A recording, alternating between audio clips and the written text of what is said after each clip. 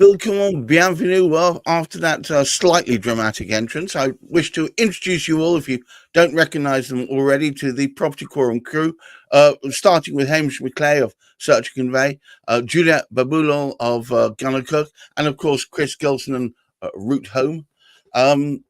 Each week we discuss poignant and progressive views, and often talk about things that shake, rattle, and roll, and today is no exception.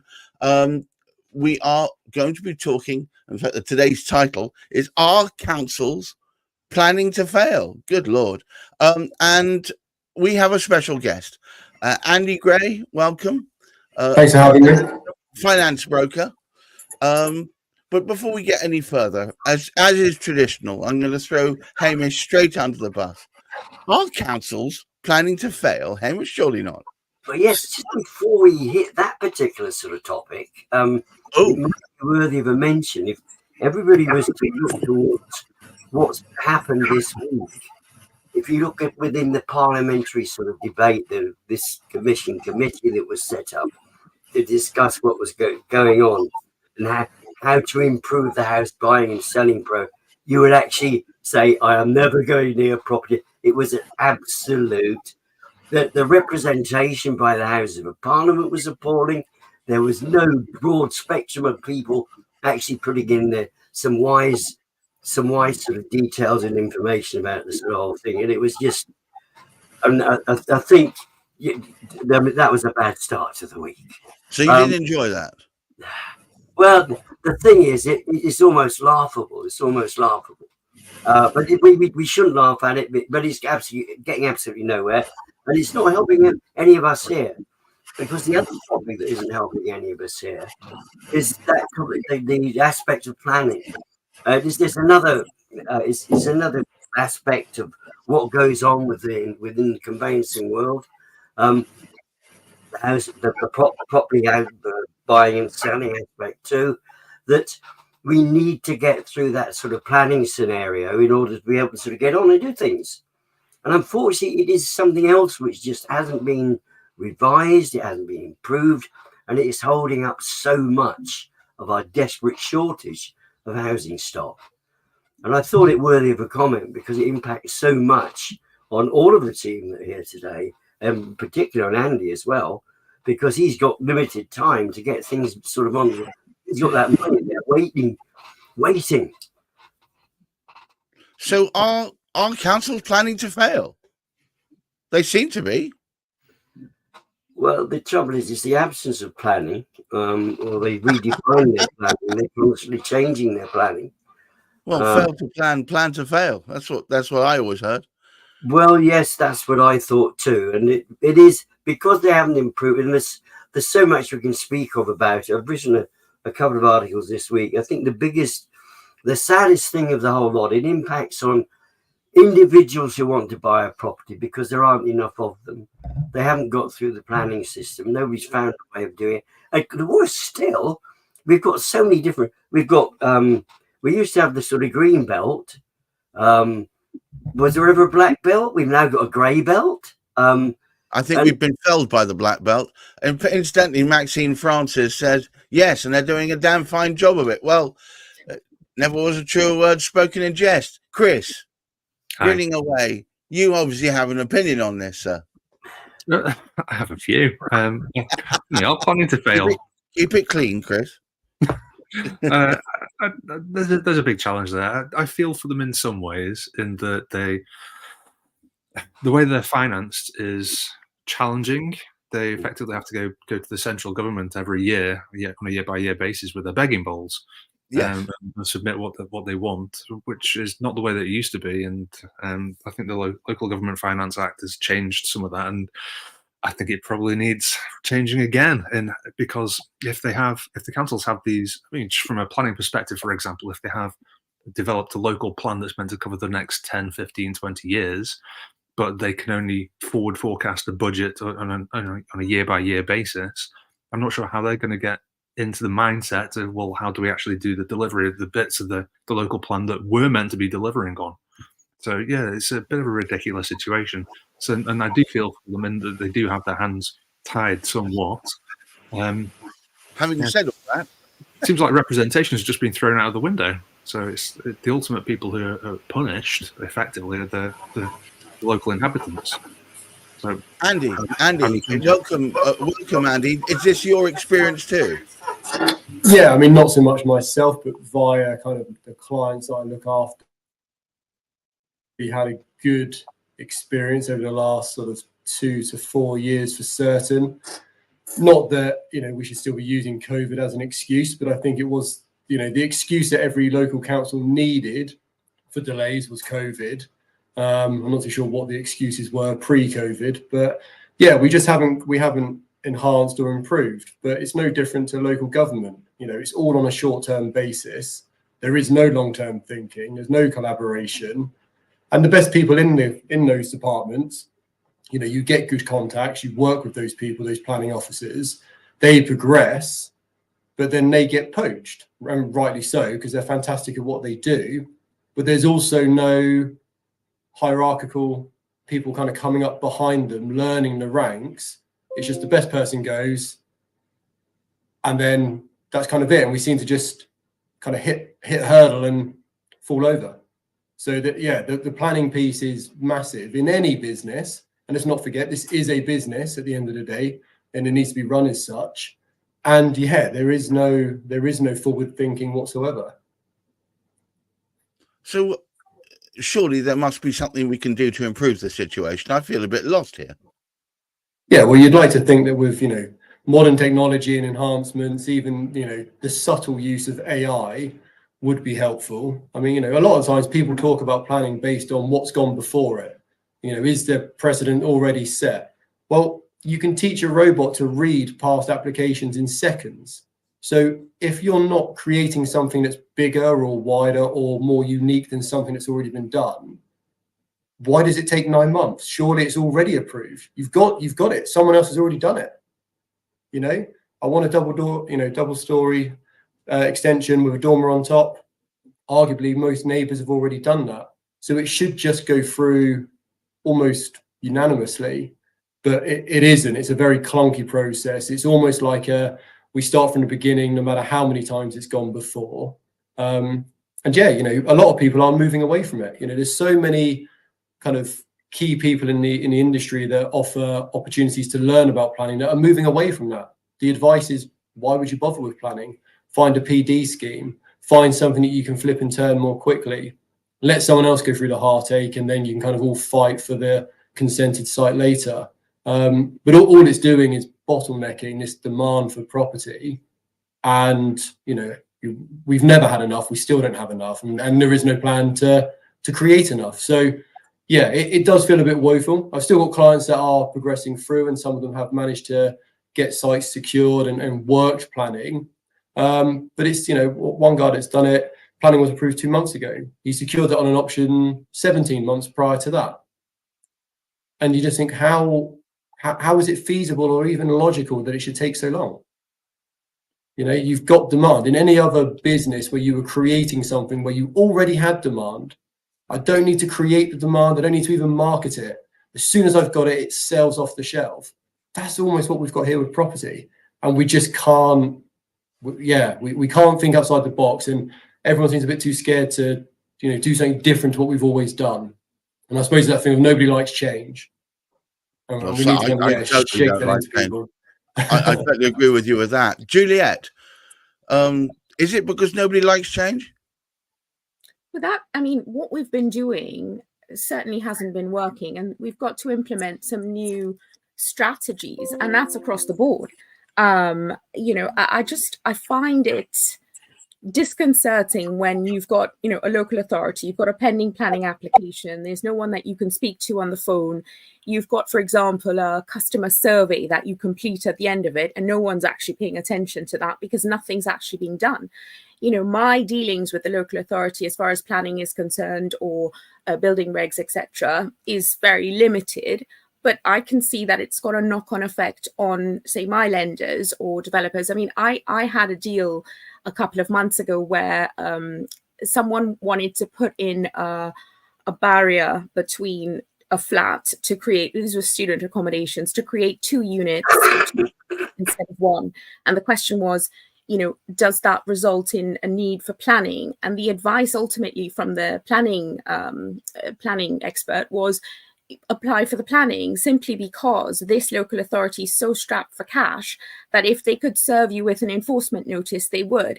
Now, that's just not right. As Andy said, you know, these things have been done. Surely there are precedents which can say, look, you do this or you do. No one wants to break the law, but there is no clear-cut boundary. And I do agree as well with the AI tool, using that a lot more. I mean, a lot of employers now are using AI to do the initial vetting of applications to see whether or not the candidate is suitable. And so planning applications, surely the local authorities, local government can invest in more technology to assist in that process.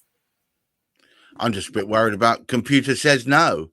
But you know, we are where we are, I guess. Hamish, do we need to break the system completely and start again from scratch?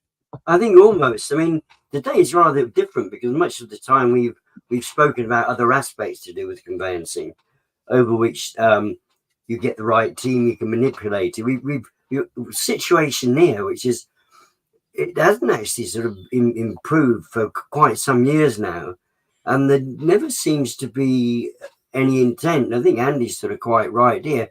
What's actually happened with the present sort of government and the sort of period of time that they've been there, bit by bit, they're actually extracting more and more money from the support that they should be giving to the local councils.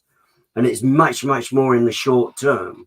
So it's limited them to what they can actually sort of do. So to expand and do it the way, we do need to have a complete rethink about it. And whilst we can turn around and sort of say the application of data to some aspects of conveyancing that people are demanding, or if you do this, it will make it much, much quicker. It's not actually going to make any difference there.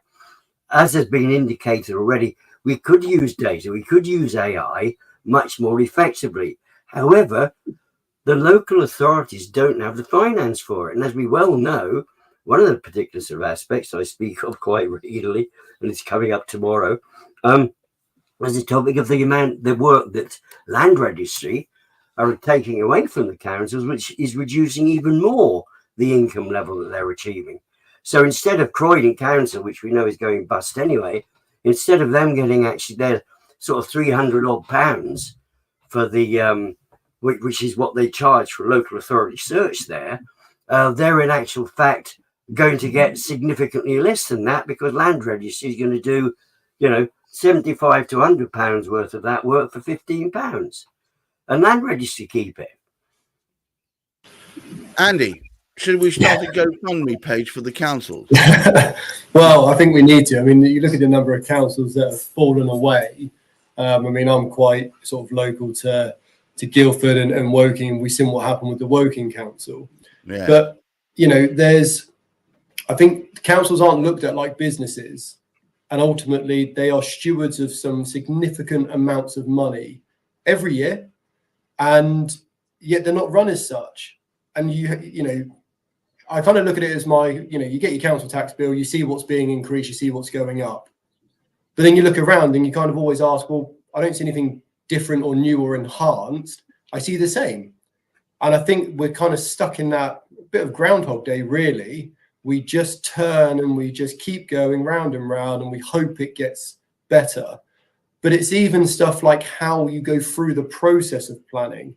You know, even if we say for a moment, you know what, it isn't great, it is really, really broken, we ultimately should start again, but we are where we are. So we kind of go, right, we're just going to move forward with it. The way in which we allow complaints to come in, or the way in which we have reviews of planning, it's almost laughable. You could argue that there's not really a local expert in the room on it. And the way in which complaints come in, it can be about anything. Anything that comes into your head, you can complain about it. But planning isn't an open-ended, you know, bit of legislation. It has parameters, it has rules and regulations. There are very much things you can do, and there are an abundant amount of stuff that you can't do. Now, why should my complaint not have to refer to some of those rules and regulations? Why is it that I can pick and choose whatever I want to complain about? And 9 times out of 10, they're taken forward. And it's like, well, hang on, what does it relate to? Is it relevant? Is it impactful to a point of the local area or the environment or some form of genuine aspect that's worthy of complaint? I would argue that most of the time it's not, but that's always the things that kind of hold stuff back. I've got clients over in Reading that have been arguing their case to enhance their house for about 13 months. You know, their house has been there 25, 30 years.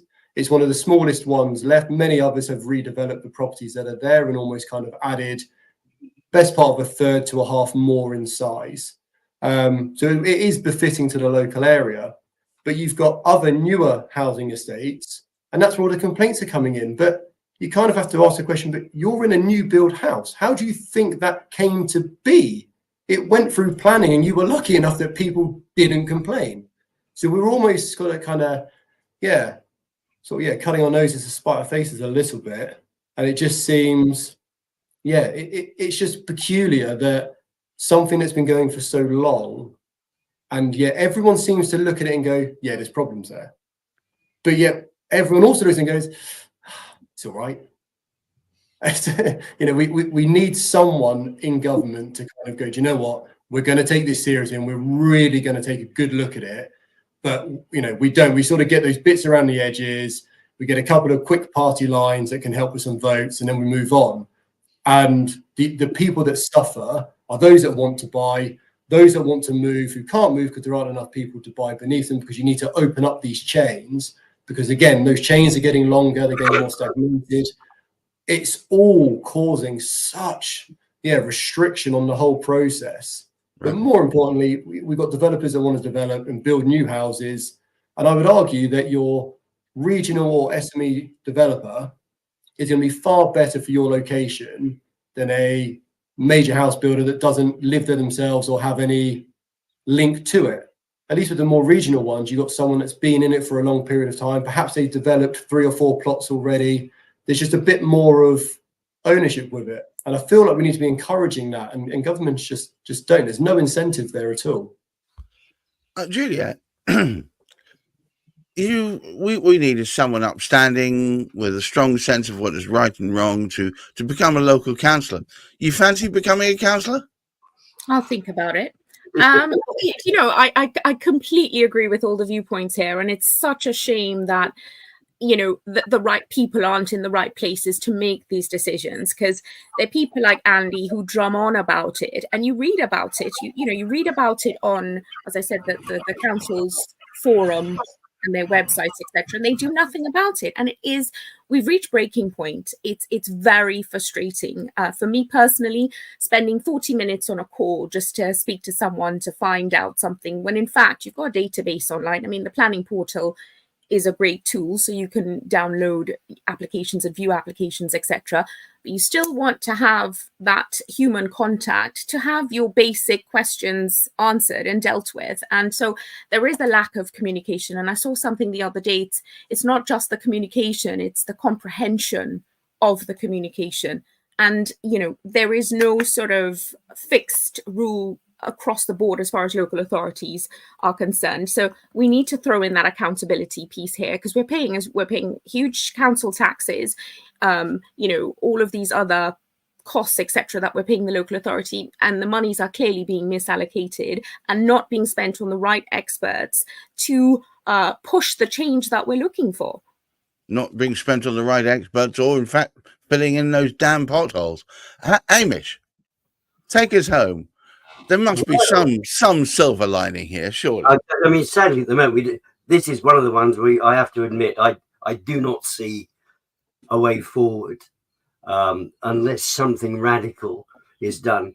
And I don't think a government change is going to actually do anything about that. I think, sadly, we have a woeful situation. And I think particularly the local communities suffer significantly. You got somebody like Chris, and he's opening up. He's creating more housing for individuals. He's creating that sort of environment, but he's got to sit and wait for the planning. And what's a good idea? It's not like so much of the planning that the government themselves get involved with. they plan something for today. They sit down today and discuss it. They actually get round to doing it in 7 or 8 years' time. But of course, it's out of date. It's beyond. It's far beyond the numbers that they have predicted, because they were working on the numbers from 1919 from 2024. It could also be 1924. However, I think it'd have been 1919, but yes. Yeah, however, they just wait. It takes so long to get things. And of course, those great ideas, those great schemes that are coming through, they get people like sort of Chris involved with. Andy's setting up the finances for. Juliet's sitting there trying to get the things that, and everybody's sat waiting. It's sort of worse than Groundhog Day, because at least in Groundhog Day they didn't get frustrated, whereas everybody's getting frustrated. We're only all too aware of the amount of times we're going around this circle. I'm afraid I'm going to have to wind it up today. Thank you very much, everybody. Of course, our usual suspects, Juliet Baboolal, Hamish McLay, Chris Gilsenan, and today's special guest, Andy Gray. If these kind of issues are the ones that are troubling you or causing you a problem, please drop us a note, or better still, watch us every Thursday at around 10 o'clock, where we try and put the world to rights from a property perspective.